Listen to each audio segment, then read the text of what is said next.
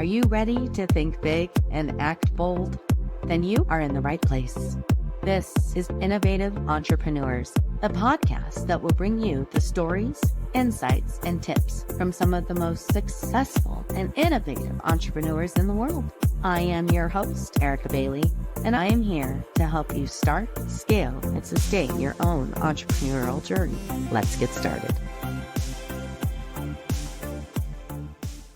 Hello, and welcome back to Innovative Entrepreneurs. I am your host, Erica Bailey, and as always, I like to start off with some gratitude.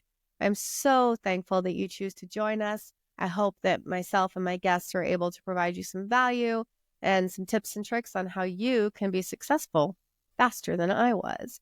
Today, I am excited to introduce Mr. Sean O'Dowd. He is the managing partner at Scholastic Capital, an innovative investment firm that specializes in single-family homes in top school districts.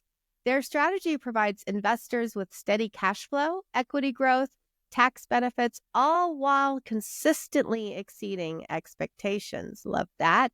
Sean's impressive career began at the prestigious Boston Consulting Group, and he went on to earn an honors degree from the Wharton School of Business. Today, he is leading the charge in a real estate strategy that's both unique and highly profitable. Sean's investment philosophy, the challenges of building a real estate fund, and what it takes to succeed in this competitive market. Please join me in welcoming Sean O'Dowd to the show. Thank you, friend. I'm so excited to have you here. Thanks for having me. I'm excited. This will be a fun conversation. It is going to be a fun conversation. I can see we've already got some synchronicity, some energy going on here, which is what's important, right? I love it. Let's do it. So, Sean, let's kind of start with with the beginning. So, where did you go to school? When did you decide this was the journey you wanted to take? So, school-wise, I bounced around a ton, 22 times before I went to college. All right, you got to learn, right? You learn from everywhere you go. You learn from everywhere you go. So I went to a lot of different schools over the years, just because there was a new school every year. And for the only time I went to the same school for multiple years in a row was college. So I went to Penn. I was in their Wharton undergrad program. And then for me, knowing I wanted to do something more entrepreneurial and business ownership was really from the beginning. I think if you go back to middle school, high school, I was kind of always somebody who was more interested in what's something new that could be done rather than hey, I want to join and do something that is already happening and kind of being the cog of the wheel. I wanted to try doing something different. Fantastic. So I always talk about your why. Okay. So your why is what drove you to do what you're doing. For me, an example is my why was I was just out of college. I got a bachelor's in justice studies. I was working in a estate planning law firm, had young kids at home, but I really wanted to be a paralegal at the time. And I went to my boss after 5 years of employment, and I was told that I could not move up because I was the mother of young kids and I needed to be home more. So I packed up my shit right then and there. I went home, applied for my master's degree. And what I realized during that time is I wanted to be home with my kids. I wanted to be able to build my life by design. I wanted to be able to work around their schedules. And being a business owner, especially in, the marketing world, which is what we do. I could work from wherever I wanted to, right?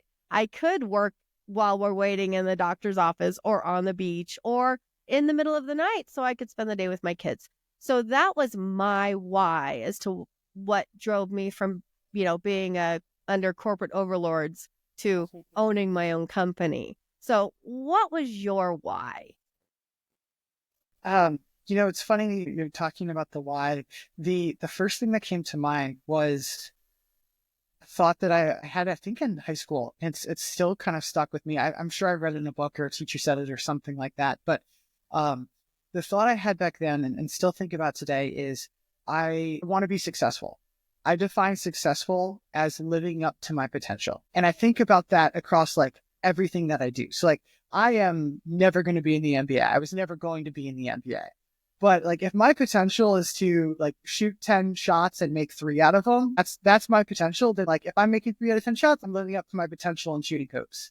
And that's kind of been my mentality and approach to everything is like I want to be successful by living up to my potential across all kind of different facets in life. So I've got my business and like I've got where I think my potential is there. I've got 2 kids, third on the way. Like I've got my potential where I think I can be as a dad and where I think I can be as a husband to my wife. And that's my why, is living up to that potential.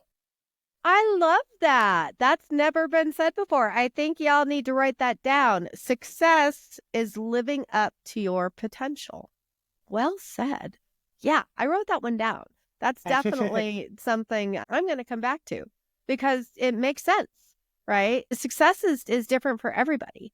And I'm not I could probably shoot 1 basket out of 10. But if that's what if that's what my potential is, making sure that I live up to that, phenomenal. That was brilliantly said. I absolutely love that. So let's talk then. You started with the Boston Consulting Group, and then you got an honors degree from Wharton School of Business. What's that all about?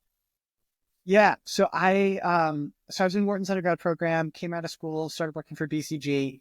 And for me, it was, the most important thing is I ended up meeting my wife there. So like, that was the most important part of it. But for me,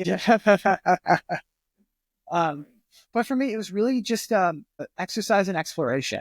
Just because by nature of doing consulting work, like I was doing a new project every 10 weeks. I worked across a variety of different industries. I worked across a variety of different functions. And it was kind of a couple year crash course. And what's going on in the world? What do I like to do? What don't I like to do? And it also was a final kind of nail in the coffin to your final corporate overlords of like, this is not where I want to be full time. But it kind of gave me some bits and pieces of like, this is what I do want to do, or this is the kind of company and business I want to build. I mean, really cool element of consulting. Like I got to see inside like 30 different companies and like, wow, there's some out of those 30 that I don't want to even remotely touch with a 10-foot pole. That is not where I want to be. That's not where I want to be. It's like, oh, this one, I actually really like how they do this one thing. I want to steal this part. Or like, oh, this one, I really like what they're doing over here. I want to steal that part. And you start kind of building your own philosophy of how you want to do things and what you want those things to look like, both professionally, but also from like a, what do you want to build perspective. Mm-hmm. I love, it was an exercise and exploration. That's cool because I think too many people, and again, this is my own opinions, but I think too many people just kind of find a spot and sit in it. And I think that's where a lot of, burnout, depression, anxiety comes into play, is because they're not living to their potential and they're not exploring what they're capable of. So having the ability to kind of see what's working in businesses, what's not, behind the scenes, operations, and exercise and exploration, it can very well lead to your why, your ultimate goal and dream. So thank you for sharing that. That was a piece of golden nugget right there. So tell me then, all right, so you did that and you started Scholastic Capital, is that right? That's right. Okay. There's a couple of kind of false starts in there, right? Did different things. I worked for a company, lots of kind of random stuff. But in the process, and kind of went back to my roots of like, I moved to town growing up. Real estate has always been something I'm fascinated by just from moving so much. It's like, hey, it's real estate. You find a new place to live every 8 months. And my family growing up, and I had studied it at school. It was something I knew I wanted to do. It was just a question of how to get there. I mean, real estate is like a multi-trillion-dollar industry. There's a lot of cuts and flavors to it. And figuring out what my particular tiny slice of the world in real estate is came from that exploration at BCG. It came from learning and reading. And it really kind of narrowed down to the point of I firmly believe in the idea of supply and demand. And I firmly believe in the idea of thinking about the customer and basing everything off the customer. And if you look at the data, if you go to the census data, it has data on why people move. If you look at the data of why people move, the biggest one is to be near a job. Jobs could be anywhere. You can't really build a real estate thesis around that. The second biggest reason people move is to be closer to an elderly relative, typically a parent, to take care of them. And then the third largest reason that people move, which is like 5-6 million people a year, is for the betterment of their kids, which in most cases means I'm moving to a better school district for my kids. And I looked at that and was thinking about that. And was like, hey, like my mom's a teacher while growing up. We moved a lot and my mom was a teacher. And yeah, there was always a really good school district in all the areas that we were in. Now think about that through supply and demand. Like that's a lot of demand to live in really good school districts. I wonder what would happen if we start buying homes in good school districts and we rent them out. Are there going to be families who are interested, who want to live in those good school districts too?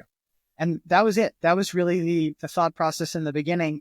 And I was fortunate to have made a decent amount of money. So I started buying homes on exactly that idea. If you buy in a really good school district, is there a lot of demand to actually be there? Fantastic.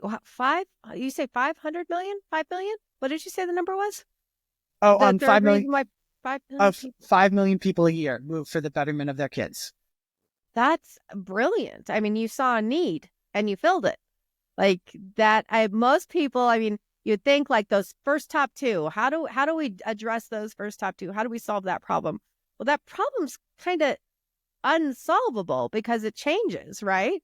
But you're solving that third problem, which is something that is pretty stable, it sounds like, right? Exactly. And School districts don't move. Like jobs could be anywhere. An elderly relative that you need to go take care of could be anywhere. Really good school districts don't move. The school's built, it's not moving, and the good ones have been really good for a really long time.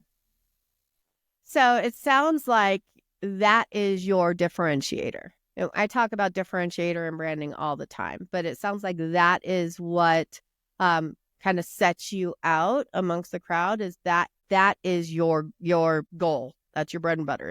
Is finding homes in good school districts, which I haven't heard before, and I've talked to plenty of people in real estate. So, would you say that that's what makes you different or stand out from the crowd?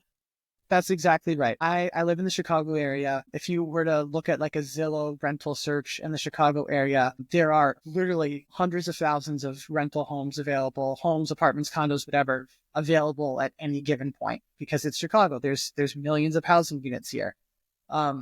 If you look at the really good school districts, though, there aren't any. Good school districts tend to not have rental housing because they don't allow multifamily development, which takes out, I'll call it 100-unit apartment building. If you can't have those there, that takes out a ton of rental options right off the bat. Really good school districts also tend to be very expensive areas to buy in. So you don't see investors buying homes because they're expensive. So that there aren't rentals available. So there's hundreds of thousands of rentals in Chicago. There are basically zero in the really good school districts. Except for yours. Except for ours, which is our differentiator. Which is where the differentiator is. That is impressive. So tell me a little bit more about Scholastic Capital. So I understand what the differentiator is. What does Scholastic Capital do? So we're kind of an interesting spot because we really have two customers. And what's interesting about it is they're technically at odds to each other, which means we have to kind of sit in the middle in the intersection, which is kind of a weird spot for us to be. Fun. Fun indeed. So customer number one for us is our investors. Like we are a true real estate fund. We have investors who give us like a significant amount of money. And then we use that money to go off and buy houses. And our investors are doing that because we're buying good houses that will generate a steady rental profit. And those homes can appreciate. We also can send out depreciation. So there's huge tax benefits as well. So our investors are giving us that money for a stable financial return. Customer number two is the tenants who actually want to live in these homes as well. And they're our customer as well because we need to make sure that the homes are in great shape. If something's wrong, we fix it very promptly. We make sure that the tenants have everything that they need taken care of. But they're kind of at odds with each other from a customer basis perspective because theoretically, Our investors want the rental price to be as high as possible. Our tenants want the rental price to be as low as possible. So we constantly need to be balancing and thinking about that of how can we make sure that we're delivering a solid, stable return for our investors while also doing a really good job of making sure it's a great home, it's kept in great shape, and we've got tenants who are excited and thrilled to be living there. And we basically play that role of we're going to raise money from investors, find great homes, buy great homes, do a great job of managing them, and just keep repeating that process and cycle. That is brilliant. I absolutely love that. And I can see why that could be butting heads. But if you have the ability to take a look at the whole picture and understand the needs of both, you can find that middle ground. Sounds like. Absolutely. I mean, at the end of the day, like, for example, like let's say there's something wrong with the fridge and it's not keeping the food super cold. That's not a great deal for the tenants. Like they want their food to be kept cold. It's safer and healthier that way. That's also not a great deal for our investors at the end of the day, because if the tenant's not happy, then that tenant's moving out. We're going to have to get a new tenant in. Like we would much rather have a group of phenomenal tenants that we take great care of. We fix issues when they happen. The tenants are happy and stay. And then the investors are happy because we have stable, happy tenants as well. So it's kind of one of those things where if you do the right thing, it's the right outcome for everybody. Do the right thing. I love that. That is the underlying of all business, in my opinion. Do the right thing and you will be successful because you're living to your potential. Boom, that was brilliant. Oh, I love it. I love it. Oh, I love it when my mind works. So, Boston Consulting Group, that wasn't real estate, was it? Like, what inspired you to shift into the real estate? Was that because you moved so much, or was there like an aha moment for you? It was because of the moving so much. Real estate's always been the thing that I've loved. Like in my study breaks in college were scrolling real estate. Like I would be willing to bet I've spent more time on Zillow than anyone in the entire country. Like it's my hobby. It's what I love is real estate. What I didn't know is because what we were talking about earlier, like real estate's a multi-trillion-dollar industry. There's so many different cuts and flavors and slices to it. What I didn't know was what flavor and slice of the world of real estate was the one that I would want to be spending my time on and investing my own money into and investing investors' money into. So BCG helped me kind of figure that out and helped me figure out the school district lens to it. Like the work that I was doing at the census, for example, I wouldn't have known how to do that if not for BCG. Like BCG taught me how to do that kind of critical thinking to figure out of this huge thing that is real estate, like which tiny sliver of the world was going to be mine. So do you do long-term rental, short-term rental, mid-term rental, medium-term rentals? I know that there's 3 different TRs. So is that your primary focus is the long-term, or do you also do short-term or medium-term rental? So we do like very long-term rentals. I've yet to come across a group that actually does longer-term rentals than we do. Standard long-term rentals is 1 year. Our typical lease with tenants is closer to 3 years. So we do really long-term rentals, and it's why it matters to us to take good care of our tenants and take good care of the homes. But the reason why is because our tenants typically are moving in for the good school district, and they're typically moving in for high school. They're like 3rd grade, 4th grade, like those, they matter, but they don't matter as much to our tenants. What we found is tenants go, hey, I really want my kids to go to a great high school because I want them to go to a great college. And this high school sends a lot of their grads to Northwestern or wherever it might be, or in the Midwest. So it's a lot of like Midwestern, Chicago, Michigan kind of places. So for us, because of that, we go, okay, well, if we've got really good tenants who are moving in because they want high school, what we found is those tenants tend to request multi-year leases. They go, I'm moving in for high school. I have no intention of leaving this area until my kids graduate. Let's do a 4-year lease. Let's do a 3-year lease because there's not a lot of rentals in these areas. I want to make sure I basically lock this home in as mine for that high school period for my kids. And that also guarantees your investors that guaranteed money, that guaranteed lease, right? Exactly. And it makes everybody comfortable, it seems like. Like, I know in Arizona, when I was living there, we rented for 13 years from the same guy, but it was always a fear of, is he going to mark it up too high? I'm not going to be able to afford it next year. So there was always that like fear and concern that he was either going to end up selling the house within that year or whatever. Luckily, we had a great landlord. However, there was that constant fear and concern, and he had other rental properties. So, I mean, this is a little different, but he had other rental properties, and he would have a high turnover. And so it was like he would go a year with them in there and then 6 months without somebody. So it seems like that gives that stability on both ends, which again, you are providing quality service to both audiences or both avatars, I guess, right? Would you say I'm on the right track there? You're on the right track there. And you're exactly right. I mean, when you sign a multi-year lease, the tenant knows exactly what their rent is going to be 3 years from now. Like it gives a lot of stability and a lot of planning. Like they know they aren't going to lose the place in a year. And if you're moving for high school, you don't want to move in for freshman year and then move again. You want to move in and get the diploma. And like we structure the leases in a way where they know the house is theirs. They know how much it's going to cost through the diploma. Like they own it almost, like they're taking ownership of those 3-4 years, whatever that looks like. Yeah, that makes It's sense. exactly right. And then the kids have stability, right? I was in the same place. I think I've only lived in like 4 different places in my life or 5 different places in my life. I was in the same home all through, junior high, high school, and then living in that other home for 13 years with my family. So it's having that stability.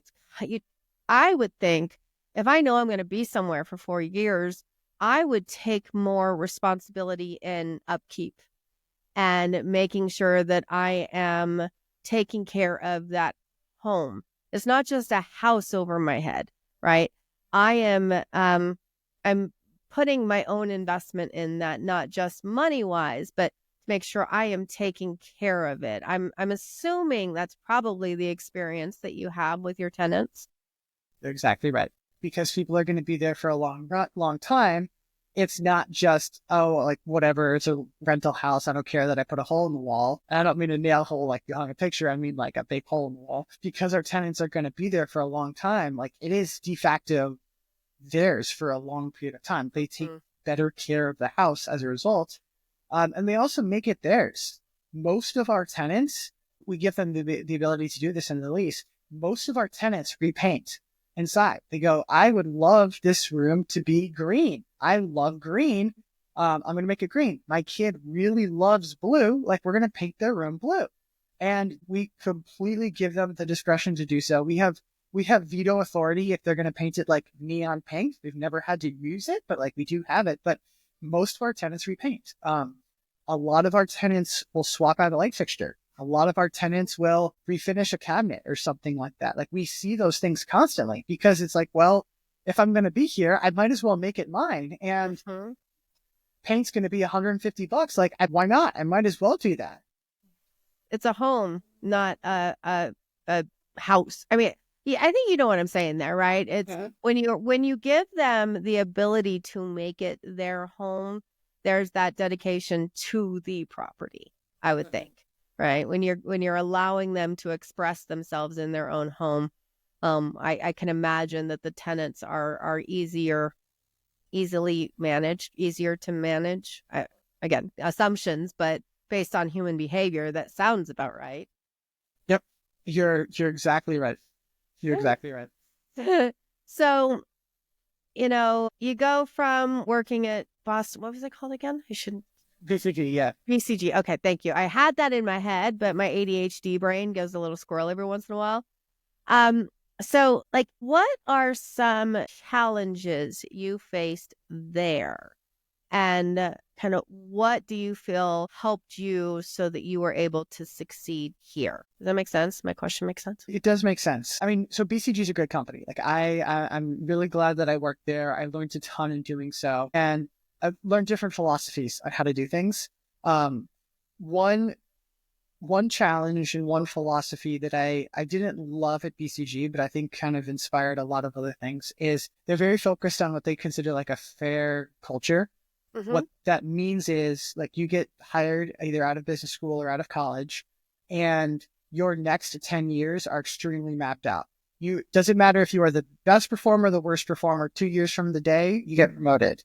2 years from the day after that, you get promoted. 2 years after that, you get promoted. 4 years after that, you get promoted. Like, it's very regimented and structured. And again, it doesn't really matter if you are the best performer or the worst performer. That's just how they do it. And there's a lot of pros to that. The culture is very great and very collaborative and helps people out as a result of that. On the flip side, it can be very frustrating. And if you're in a situation like I was fortunate to be in, where you're performing very well and you are ready for the next promotion, you're ready for the next challenge, and you can't get it because the calendar doesn't say it's been enough time, it can get very frustrating because you feel like you're learning flatlines and stagnates, and you're not learning anymore. You're not growing because like calendar says it's not time, even though the performance says it's there. So that was a really big kind of piece of frustration for me. And it's informed a lot of how I think about things since then, because I don't care, and especially with my team now, like I don't really care what the calendar says. I don't care how long they've been in the role.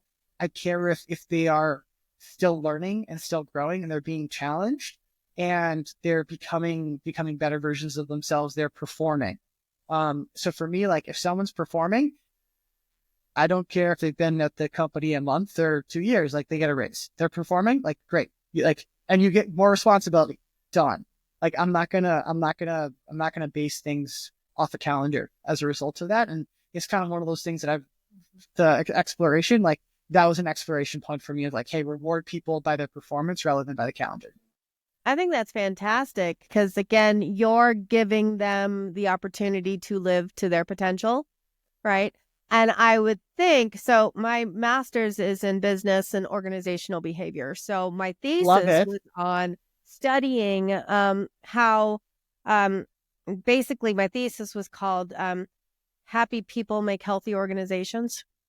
So I think from my studies is if I don't have something to reach for, people are not going to push those boundaries, right? So if I know that I'm going to be promoted or get a raise in 2 years, what's pushing me to work harder, do better? If I know it's going to be there, right? Or like on your side, it's like I am pushing myself to meet my potential. I am killing it. I am a high performer. Yet I have to sit here and wait for 2 years or a year before I am able to move to that next step.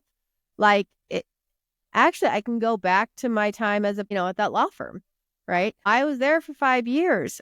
I had no idea when I was going to be able to move forward because, okay, I have young kids at home. What does that mean? Like, does that mean I have an opportunity in a year? In 3 years? Like, so I can see how that could frustrate those top performers, but it could also cause other people to be more lackadaisical about their own growth. I mean, there's got to be a reason for it. Like, there's got to be a reason. I can imagine that, companies do this. However, I think that you hit the nail on the head right there is in order to succeed and grow and expand and reach your business's full potential, you have to make sure that your team has the room to meet their own, right?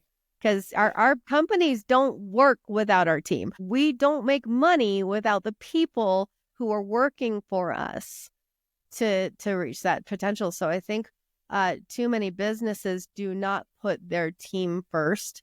In my opinion, your team comes first and then your customer. Because if you are taking great care of your team, they will take great care of your customer. who then become brand ambassadors.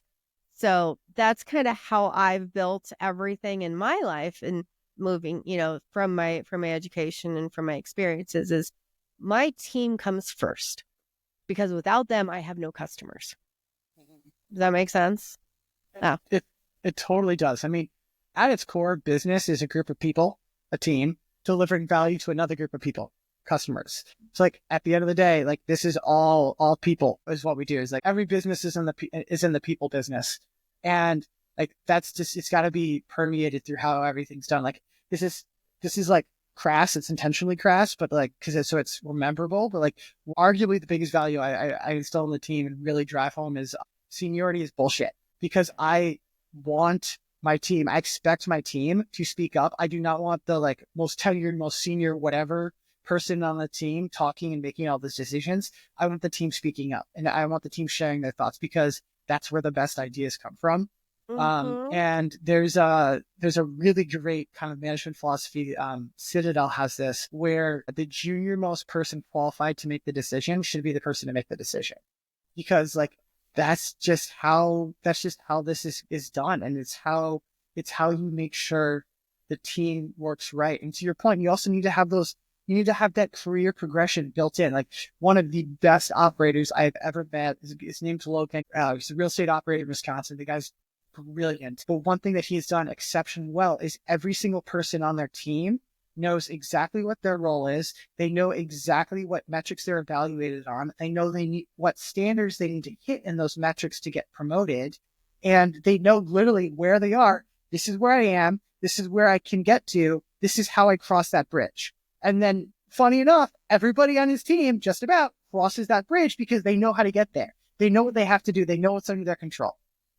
So it's the same with business. Like, for me, I always build an organizational plan, a strat plan. I look to see where I want my clients to be, where those numbers are, and work backwards. It's the same with people, right? You have to have measurables in order to succeed or to achieve that success, right? Okay. I'm just loving this conversation. So now you've gone from working under corporate overlords to being your own boss. What is one thing you wish you knew then that you know now? Dun, dun, dun. I think there's a lot.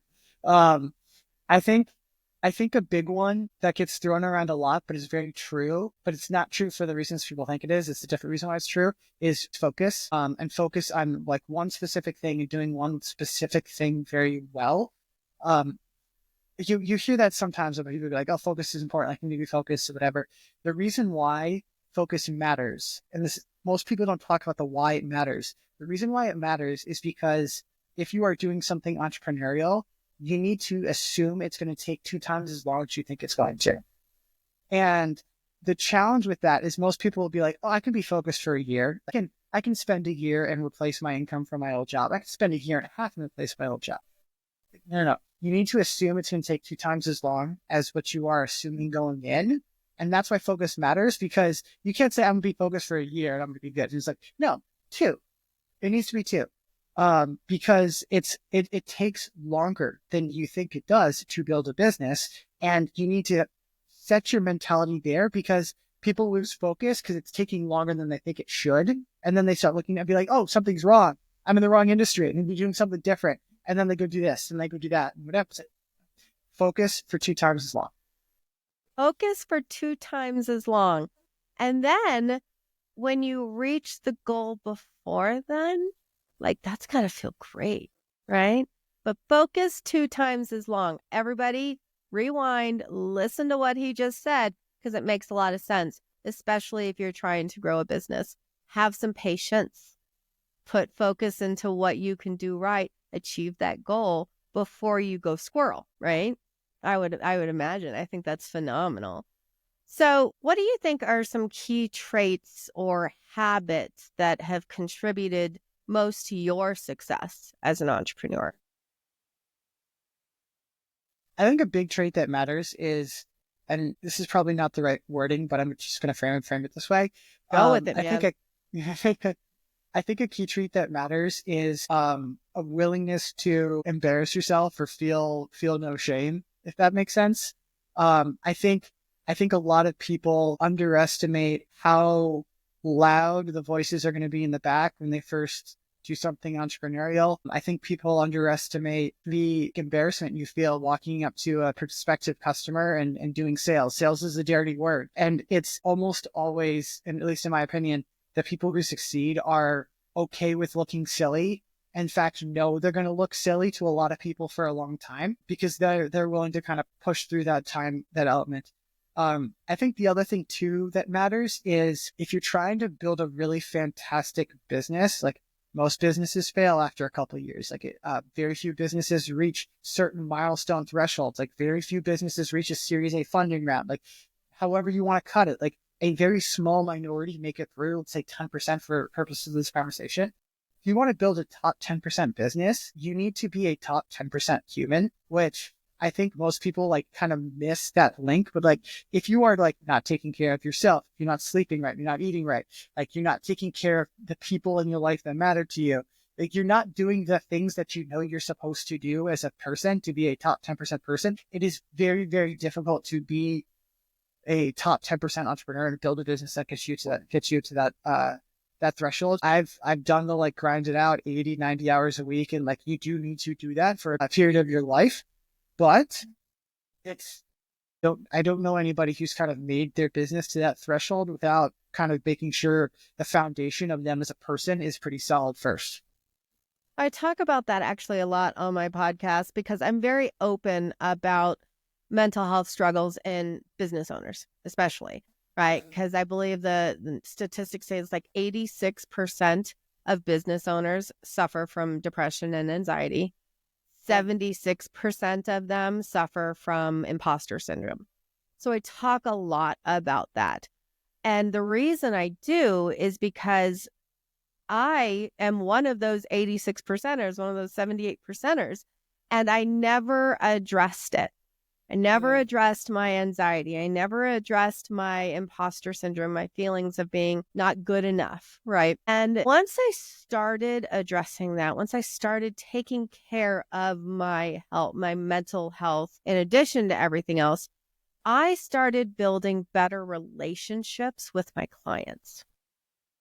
Part of that was transparency, because I wasn't afraid anymore to make mistakes. I wasn't afraid for them to know the real me. And the ones that we're really providing tremendous value to, the ones that are really having great success, are the ones who trust me and know me for who I am. And we end up I learned so much more about my clients and their own struggles. We find a way to work through those so that there is success. And if you're open about being silly, if you're open about who you are, I find that you do develop better relationships with people. And I think that can go all the way from the top to your team, right? Especially. So it's that, don't be afraid of who you are. Don't be afraid of failing. Fail forward. You're not failing, you're human. Don't be afraid of tripping over your words or being silly, because people are going to identify that you are real and human and you're not this facade behind the mask of perfection, right? That is, I believe, a huge part of success and growth, is identifying who you are and not being afraid of expressing that in your best way to reach your full potential. What do you think? You think yeah? No, I think it's right, because I think if you're building a business right, you're building a business that people are going to want to work at for a long time. You're building a business that customers are going to want to work with for a long time. Like in the nature of our business, like our investors have a 5-year lockup when they join the fund, which is standard for investment funds to have a lockup period. Like they are contractually a customer for 5 years at minimum. Like that's a long time. And the idea of putting on a facade for a long term, like that's just not realistic. Like investors in our case, like should know like who I am, how I think, how I approach things. And my team should know like who I am, how I approach things, how I think about things, how I do things. And I should know the same about them. Like that's just how it works if we're going to be working together for a long period of time. Especially if you want them to come back after that 5 years, right? Mm-hmm. If they're learning over that time that they're working with somebody who is not who they claim to be, your trust is lost immediately. And so if you want them to return, I can imagine that that's really important. So this show is called Innovative Entrepreneurs. And I ask people at the end of every episode, who do you consider to be an innovative entrepreneur or a thought leader who has had the most influence on your approach to business? I know. I always get that moment of silence. I'm telling you. It's a really good question. It's hard to answer because I try to pull like bits and pieces from different things and kind of create my own philosophy based off learnings from different things. So I'll give two answers. The first one is the gentleman I mentioned earlier, Logan Rankin. He's in Wisconsin. He's just by nature of consulting. I've met a lot of really great executives. He's 101. And I have learned a lot from him from afar. So we'll say him. I think the other thing that I think is useful, this is like a very like niche type of reading, but I really like it, is I try to read a lot of history books about famous folks before they become famous. So for example, like one of my favorite books is called Hero of the Empire. It's about Winston Churchill in his 20s. And it's like, what was Churchill's experiences? What was he doing? What was he learning? What was he thinking in his 20s that informed like how he made decisions and how he led later on? And there's like dozens of books like this about different people like that. And it's so interesting because you can see how they like morph and become the people they are later. But then you can start taking bits and pieces and like, oh, like that's a really interesting thing from what he was doing in his 20s, for example, that he learned that then informed how he became a leader down the line, which like you can then start borrowing different things from that about like, oh, I don't want that one. Or like, oh, this one's really good. I want to make sure I learn and follow this thing. Kind of like what we're doing here. It's kind of like right? what we're doing here. Almost. I love that answer. So what'd you say? That was Hero of the Empire? Hero of the Empire is a really good one. Genghis Khan and Making of the Modern World. Ooh. Really interesting one. He is probably one of the most misunderstood historical figures of all time. Really interesting book. Alexander the Great by Philip Freeman. There's just a bunch of these like really interesting books that pull like different things out of it. That is the most unique answer I have ever had to that question. So thank you for sharing that, because I think that is what we're trying to accomplish here, is help others understand what drives successful people and identifying like it starts young sometimes, right? It starts young. Where does that come from? I love that answer. So Sean, where can people find you and who are you looking for to reach out? Like, who is your ideal connection? I guess we would say kind of both on both sides, right? So I'm available on a couple different things. We're scholasticcapital.com. And I'm also very active on Twitter. And that's just like me sharing stream of conscious thoughts of what we're thinking about and doing on a day-to-day basis. There's no intentional Twitter growth strategy. It's just me sharing thoughts, but I've met a lot of really fun and interesting people that way. In terms of people that'd be super interesting to meet and reach out, I think there's two kind of big cohorts. Cohort number one is like, we're always interested in meeting with investors, people who are interested in long-term, stable, cash flowing, appreciating, tax advantage real estate. Like that's our bread and butter. Like we try to do like 6 out of 10 on the reward scale, 3 out of 10 on the risk scale. But the other thing is I'm always really interested to meet really awesome, fantastic people who want to come join the team. Like I don't really care about pedigree or experience or this, that, and the other outside of call it like our CFO has got to be very experienced and whatever. But I like meeting smart people who get stuff done and are not afraid of speaking their mind. And that is who our team is at a core. And if that's you, like, would love to meet you. Fantastic. I love that. Okay, so we're going to make sure that all your links are dropped in the show notes. I really appreciate you. I enjoyed this conversation. I'm so glad that we were able to get through our sicknesses and finally connect. So I'm grateful for you. I think you offered some tremendous value to my listeners, and we'll talk again. Awesome. I'm looking forward to it. Wow, what a great episode. I hope you had as much fun as I did. If you want more of this goodness, make sure you subscribe so that you get notifications for future podcasts. And if you found value from this, please share it with others. You can visit our website at cwgdigital.com. This is Erica Bailey. I am your host, and I will see you next time.